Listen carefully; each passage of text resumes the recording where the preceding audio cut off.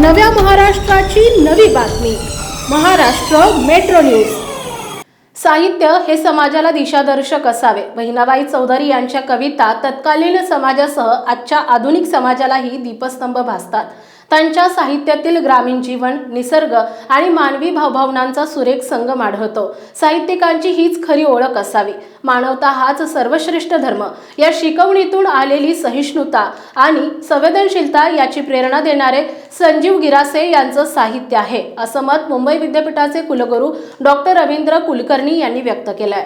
कवयित्री बहिणाबाई चौधरी उत्तर महाराष्ट्र विद्यापीठ जळगाव यांच्या वतीने साहित्य क्षेत्रातील मौल्यवान योगदान देणाऱ्या साहित्यिकाला बहिणाबाई चौधरी पुरस्काराने सन्मानित करण्यात येते। खानदेशातील सुप्रसिद्ध ग्रामीण साहित्यिक प्राचार्य डॉक्टर संजीव गिरासे यांना 2025 चा बहिणाबाई चौधरी पुरस्कार देऊन समारंभपूर्वक गौरवण्यात आले। कार्यक्रमाच्या अध्यक्षस्थानी विद्यापीठाचे कुलगुरू डॉक्टर विजय माहेश्वरी हे उपस्थित होते। यावेळी विद्यापीठाचे प्रभारी कुलगुरू डॉक्टर सोपान इंगळे, कुलसचिव डॉक्टर विनोद पाटील, विद्यापीठाचे राज्यपाल नियुक्त व्यवस्थापन परिषदेचे सदस्य doctor Rajendra Nanaware, professor Shivajirao Patil, Amol Patil, Nitin Zalte, professor Yogesh Patil, professor Ravindra Patil, professor Mahendra Singh Raghuvanshi, professor Pavitra Patil, professor म.सु. पगारे, विद्यापीठाचे अधिष्ठाता तथा व्यवस्थापन परिषद सदस्य प्रोफेसर जगदीश पाटील आदींची प्रमुख उपस्थिती होती। कवयित्री बहिणाबाई चौधरी यांच्या तसबिरेचे पूजन करून कार्यगौरव सोहळ्याची सुरुवात झाली। बहिणाबाई चौधरी पुरस्कार वितरणासह विद्यापीठ आणि परिक्षेत्रात उत्कृष्ट कामगिरी बजावणाऱ्या प्राध्यापक, संशोधक, शिक्षकेतर कर्मचारी, चतुर्थ श्रेणी कर्मचारी यांचा देखील कार्यगौरव पुरस्कार देऊन सन्मानित करण्यात आले।